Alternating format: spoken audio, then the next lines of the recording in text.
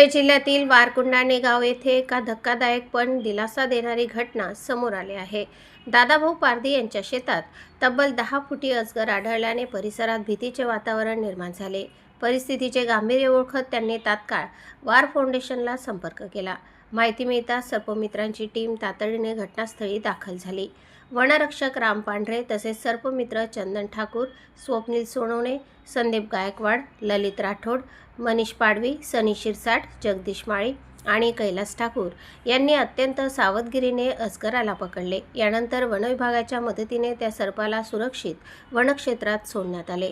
या घटनेमुळे ग्रामस्थांमध्ये काही काळ भीतीचे वातावरण निर्माण झाले होते, मात्र सर्पमित्रांच्या तत्परतेमुळे मोठा धोका टळला। वन्यजीव संरक्षणासाठी स्थानिकांनी या टीमचे कौतुक केले असून अशा घटनांमध्ये घाबरून न जाता तज्ज्ञांना संपर्क करण्याचे आवाहन करण्यात आले आहे।